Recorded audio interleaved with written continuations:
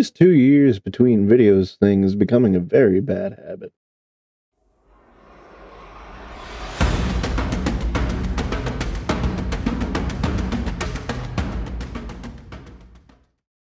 Well, a lot's changed in 2 years, and to be fair, they've been kind of busy.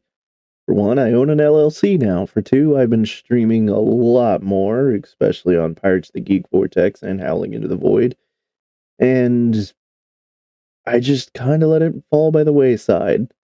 That and most of the things that I wanted to talk about in episodes 2 and 3, I touched on in episode 1, and I wasn't sure if going on about them again would just come off as repetitive. But I decided I wanted the series to come off the way I intended it to in the first place. Not a big production or anything flashy, a lot of effects and anything. Just more of a one-on-one conversation to go through what I went through and to prepare anybody who might be going through it themselves. So, what are the physical symptoms? I mean, the meat of scoliosis is the curve of the spine, but there is also a chance, happened to me, and from what I understand, it happens in a lot of cases, that in addition to the curve, there is a twist in the spine. And that impacts the same things as the curve does: how you hold your shoulders, how you walk, how you hold your hips, all of that.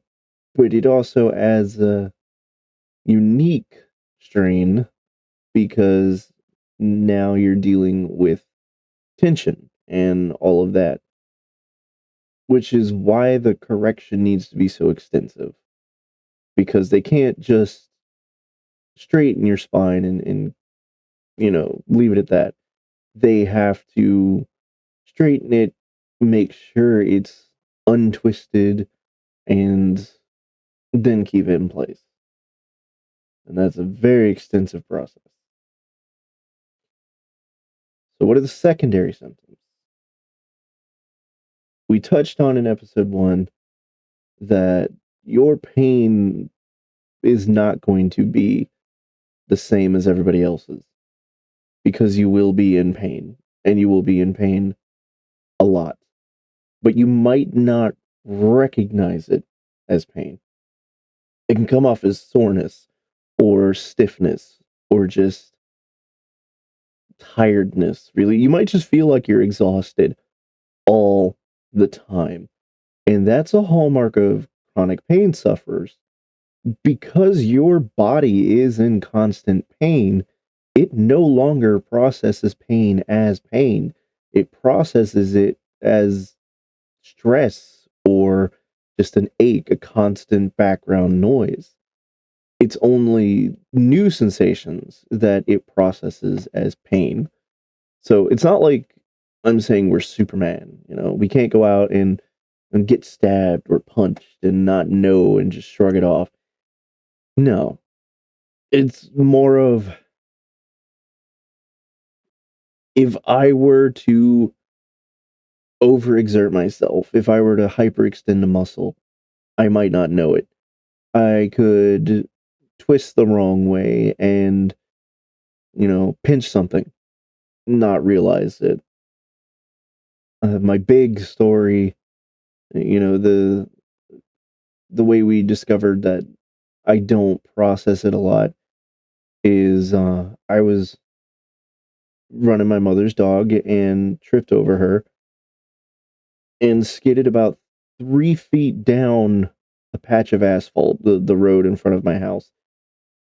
And I got up and walked it off, but I noticed my mom on the porch screaming bloody murder. Get back in here. What are you doing? Get in here now. We need to clean you up. I was like, it's okay. I just scraped my knees. When I looked down, my legs were crimson because I hadn't just scraped my knees, I had taken them down to the meat, and there were rocks embedded in them. It took my right knee 3 months to heal because it kept opening. But I thought I had just skinned my knees. Like, I thought it was no big deal. Like, I had just scraped them. And I was walking like nothing had happened.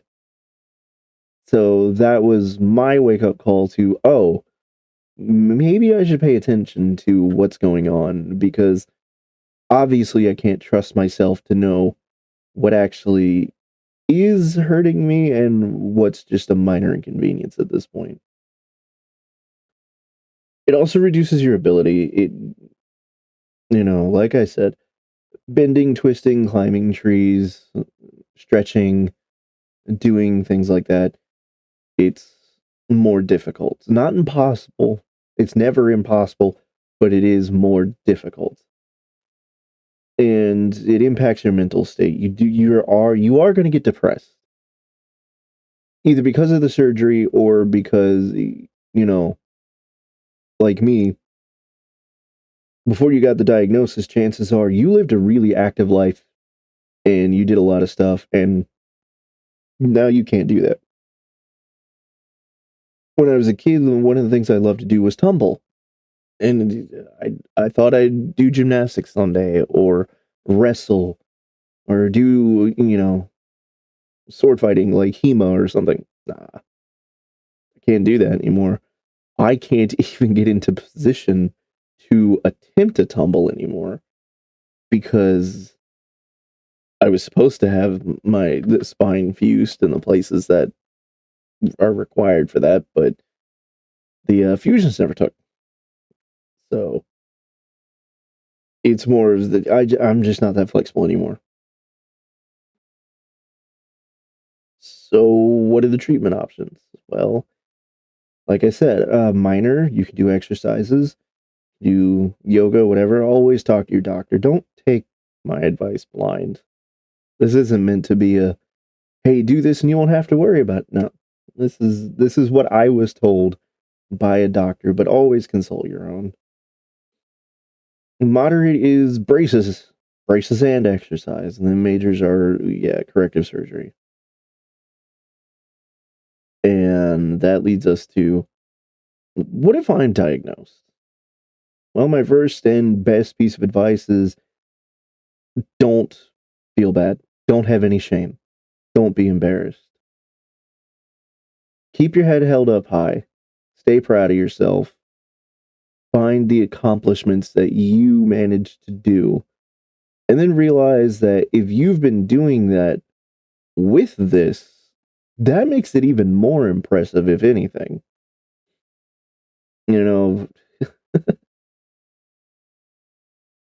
I've mentioned it on streams a couple times. I've mentioned it to a couple doctors, and we all agree I was stupid as hell.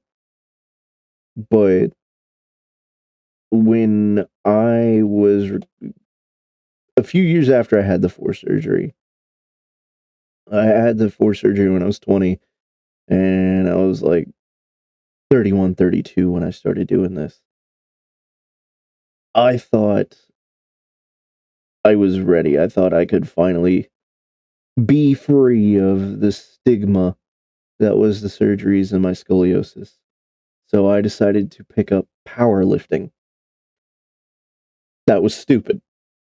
It destroyed any chance of, having a finally successful surgery I had. But the fact I managed to do a 400-pound leg press and got up to anywhere nearing 200 pounds when it came to a deadlift, a 70-pound overhead lift, 90-pound bench press, and I don't even remember what I was. I think 135 for deadlift.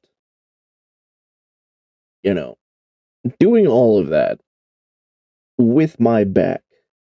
Incredibly stupid, but also incredibly impressive if you consider, just how trash my core strength and my spine is.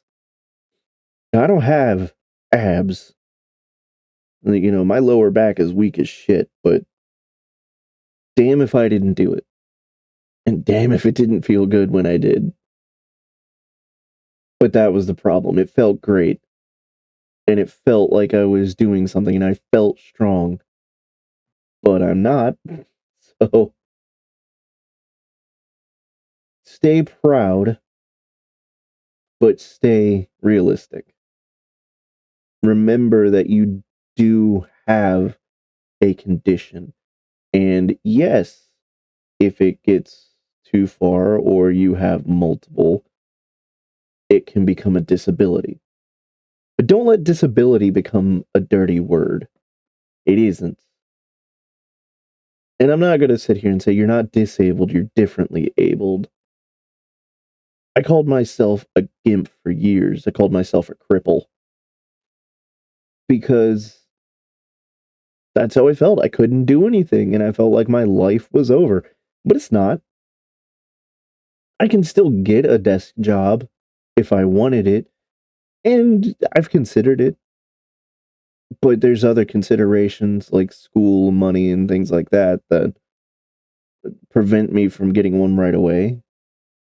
And I can't do food service. Like I said, I can't do anything strenuous. Warehouse jobs are right out because you have to lift over 25 pounds. But that doesn't mean I can't make money. I've been working with an author for a few months now, since last year, doing gig work. That's how I own the LLC now. The LLC does pretty well on its own.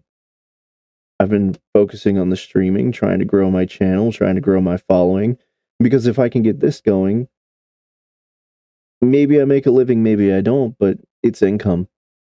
And then with the LLC, doing the gig work, some smart investing, I might be able to get my own place, get a car, and at least have somewhat of a life, something comfortable. And that leads us to learning to live with it. That's exactly what I was saying. Research your options. Look up things to help keep you centered.